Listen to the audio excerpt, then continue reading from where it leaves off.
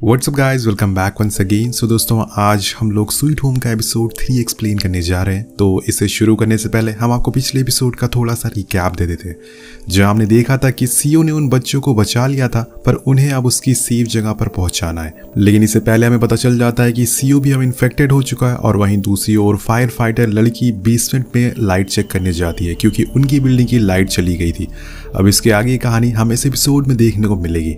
तो एपिसोड शुरू होता है सीओ की फैमिली के साथ जो ट्रिप पर निकले हैं। हमने जहां पहले देखा था कि सीओ अपनी फैमिली के साथ नहीं गया था, पर असल में ऐसा नहीं था, वो उनके साथ ही था पूरी ट्रिप में। उसकी बहन और उसके डैड उसे समझाते हैं कि पूरे दिन तुम गेम खेलते रहते हो, वो ना तो पढ़ाई करता और ना ही कुछ काम। अब सीओ इन सबसे बहुत ही परेशान हो चुका था। वो चिल्ला कर वहीं सबके सामने कह देता है कि मैं तो बस इतना चाहता हूँ कि आप सारे मर जाओ। और तभी उनकी कार एक ट्रक से टकरा जाती है और सीओ को छोड़कर सभी लोग मारे जाते हैं। पर उसकी किस्मत अच्छी होती है कि वो बच गया था।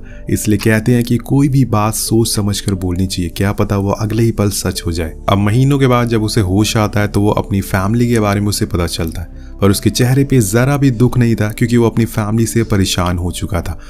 कहानी अब प्रेजेंट में आती है, जहां पे सीओ उन दोनों बच्चों को लेके बिल्डिंग के 13 फ्लोर पर पहुंच जाता। लेकिन इसी दौरान उनका सामना हो जाता है एक बहुत ही बड़े मॉन्स्टर से, जो कुछ ज्यादा ही बड़ा था, बिल्कुल हल्क की तरह।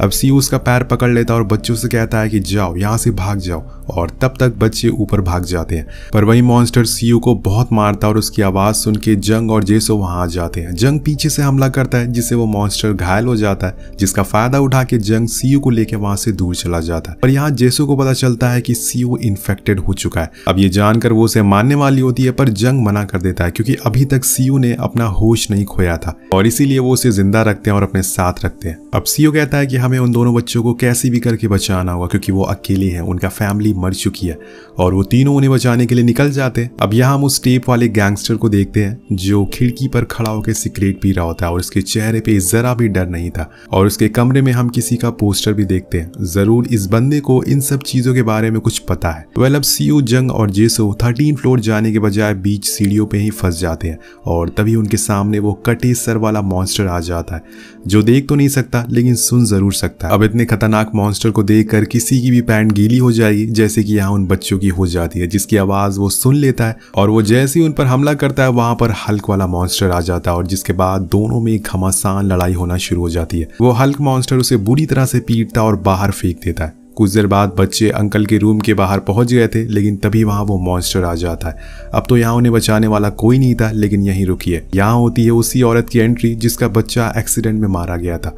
वो ट्रॉली लेके उस मॉन्स्टर के सामने आ जाती है, और वहीं दूसरी ओर हम फायर फाइटर को देखते हैं जो नीचे लाइट चेक करने गई थी। उसे एक स्विच ऑफ मिलता है, जिसके बाद वो उसे ऑन कर देती है, लेकिन इसी दौरान उसे किसी की आहट सुनाई देती है। क्या वो भी मारी जाएगी, ये तो हमें आगे पता चलेगा। और इधर ऊपर हम देखते हैं कि वो लेडी को अपना मरे हुए बच्चे का विजन आता है, और ये सोचकर वो उसे मारने के लिए उस मॉन्स्टर को आगे बढ़ती है, लेकिन वो मॉन्स्टर उसे बुरी तरह से मारता और पीट डालता है, जिससे कि उसका ध्यान भटक जाता और बच्चे सीओ और जेसो के पास चले जाते हैं। अब यहाँ जंग उस मॉन्स्टर से भिड़ने को तैयार था क्योंकि उसे मारना होगा।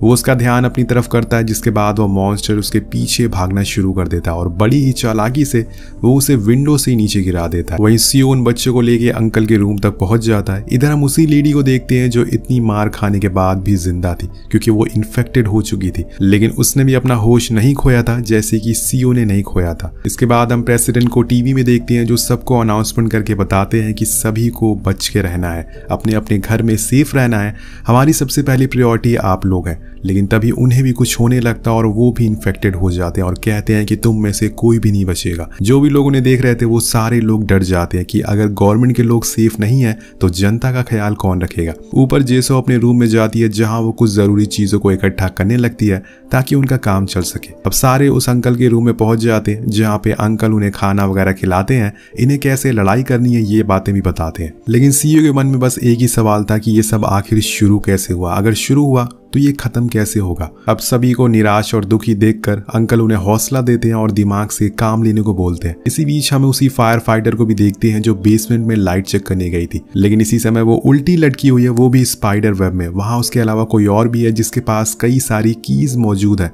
क्या पता ये वही आदमी हो जिसने इन सारे गेट्स को बंद किया हो, या फिर ये भी हो सकता है कि इसे इन सब चीजों के बारे में पहले से ही अंदाजा हो गया हो कि कुछ होने वाला है और इसीलिए उसने सारी बिल्डिंग वालों को कैद कर लिया। अब सीन शिफ्ट होता है और हम बेली डांसर को देखते हैं जिसके पैर में चोट लगने के कारण अब वो कभी भी डांस नहीं कर पाएगी, जिस वजह से वो रोने लगती है और गुस्से में अपनी सारी ड्रेस जला देती है। इधर ली बहुत ही परेशान हो रहा था क्योंकि फायर फाइटर अभी तक वापस नहीं आई थी, जबकि लाइट कब की वापस आ चुकी थी। अब वो बार बार उसके वॉकी टॉकी पर मैसेज करता है पर वो कुछ भी रिप्लाई नहीं देती, करती भी कैसे, वो तो मकड़ी बनकर लटकी हुई है।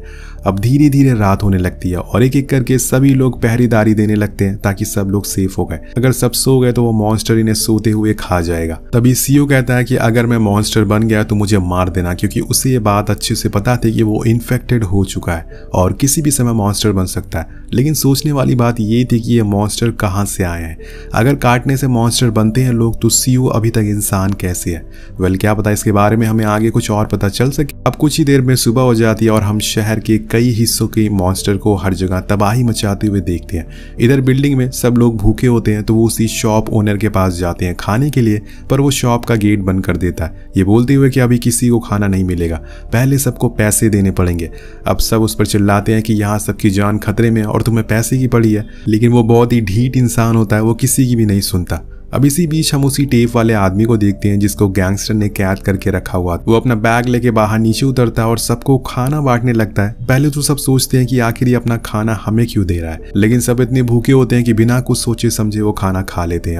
और उसी भीड़ में एक लेडी होती है जिसका डॉग भौंकने लगता है और वो आदमी उसे भी खाना देता है, बट वो खाने से मना कर देती है क्योंकि वो देखती है कि उसकी बैग में कुछ खून लगा हुआ है। वेल अब कुछ ही देर बाद हम दो लोगों को देखते हैं जो एक होल से बाहर का व्यू देख रहे थे और बाहर बहुत ही शांति थी, सब कुछ नॉर्मल था। और तभी हमें एक अलार्म सुनाई देता है जो कि हर सुबह बजता था ताकि गार्ड को पता लग सके कि अब गेट खुलने का समय हो चुका है। और इसी मौके का फायदा उठाकर वो लेडी जिसकी बेटी बाहर रह गई थी वो गेट को जाकर खोलने लगती है और बाहर भागने लगती है ताकि अपनी बेटी को बचा सके। लेकिन तब तक ली आकर उसे बाहर जाने से रोकता है और तभी हम उसकी बेटी को भी देखते हैं जो भागते हुए उसकी तरफ आ रही थी। और तभी एक सोल्जर उसे दौड़कर बचाने जाता है, लेकिन यहाँ वो गलती कर देता है। एक मॉन्स्टर छुप कर बैठा हुआ था। जैसे ही वो आगे बढ़ता है वो सोल्जर और लड़की दोनों को जान से मार देता है और उस लड़की की माँ बस देखती रह जाती है कि मेरी बेटी को ये क्या हो गया। अब दोस्तों इसी के साथ ये एपिसोड यहीं खत्म हो जाता है। तो आगे क्या होगा, क्या वो मॉन्स्टर सभी को मार डालेगा या फिर ये लोग इसका कोई तोड़ निकालेंगे, ये सारी बातें हमें अगले एपिसोड में देखने को मिलेगी। तो मिलते हैं आपसे अगली वीडियो में। Thank you so much watching, peace out.